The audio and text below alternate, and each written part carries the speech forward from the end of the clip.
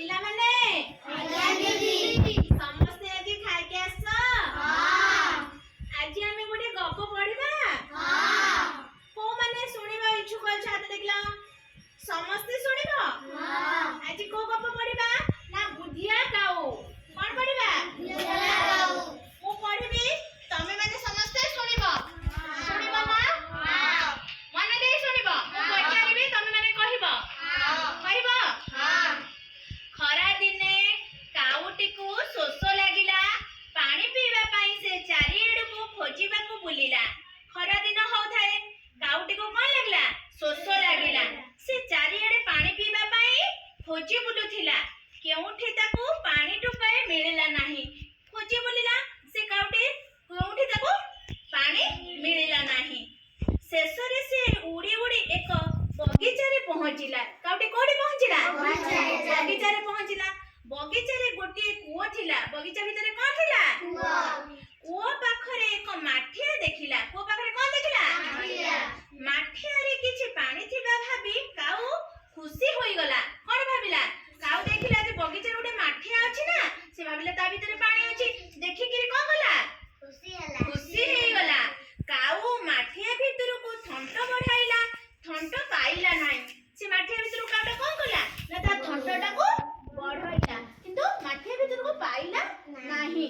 ସେ ଦେଖିଲା ମାଠିଆରେ କମ ପାଣି ଅଛି। ସେ ଦେଖିଲା କଣ ଅଛି? କମ ପାଣି ଅଛି। ତେଣୁ ସେ ପାଣି ପିଇବା ପାଇଁ ଆଶା ମଉଳି ଗଲା। ଦେଖିଲା ପାଣି ତା ଭିତରେ କମ ଅଛି, ତା ଥଣ୍ଟ ବଢାଇଲା କିନ୍ତୁ ପାଇଲା ନାହିଁ। ସେ କଣ? ତା ଆଶାଟା ମଉଳି ଗଲା।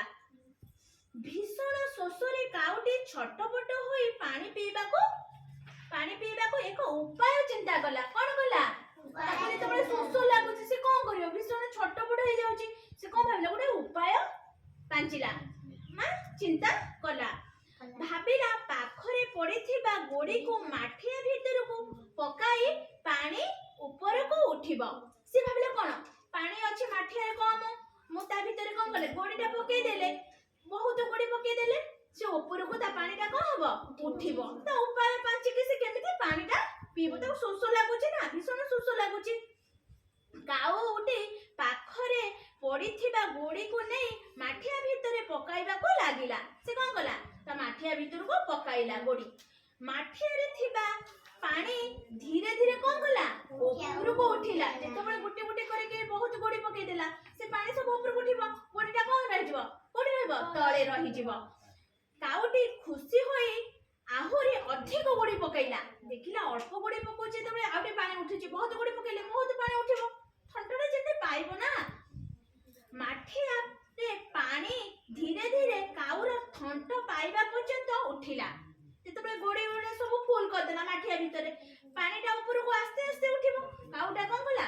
ଥଣ୍ଟକୁ ବଢାଇଲା। ଏଥର କାଉ ଖୁସିରେ ମନରେ ଥଣ୍ଟ ବଢାଇ ପାଣି ପିଇବାକୁ ଲାଗିଲା।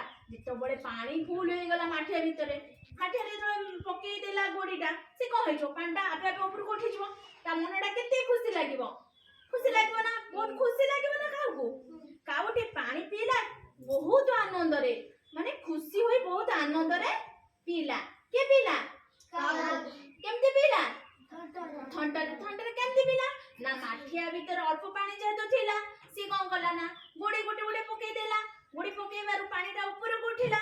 ଯେତେବେଳେ ଦେଖିଲା ଅଳ୍ପ ଗୋଡିରେ ପାଣିଟା ଉଠି ଯାଉଛି, ବହୁତ ଗୋଡି ପକେଇ ଦେଲେ ପାଣିଟା କଣ ହବ? ଆଉ ଟିକେ ଅଧିକ ଉପରକୁ ଉଠିବ। ତା ମୁଣ୍ଡରେ ଏତିକି ବୁଦ୍ଧି ଥିଲା ବୋଲି ସେ କଣ କଲା?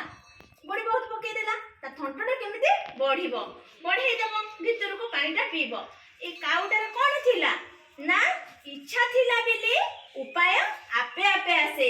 କାଉ କଣ ବୁଦ୍ଧିଆ କାଉ ନା ନାହିଁ? ତମ ମାନଙ୍କ ବୁଦ୍ଧି ଏମିତି ହବ ନା ନାହିଁ? ଆମେ କଣ ଆଧୁନିକ ନୀତି ଶିକ୍ଷା ପାଇଲେ? ନା ଇଚ୍ଛା ଥିଲେ ଆପେ ଆପେ ଉପାୟ ଆସେ। ହେଲା, ତମମାନଙ୍କ ଇଚ୍ଛା ରଖିବ ପାଠ ପଢିବା ପାଇଁ। ବୁଝିପାରିଲ ନା? ଇଚ୍ଛା ରଖିଲେ ଆପେ ଆପେ ଉପାୟ ଆସିବ। ଜାଣିପାରିଲ ନା? ଗପଟା କେମିତି ଲାଗିଲା?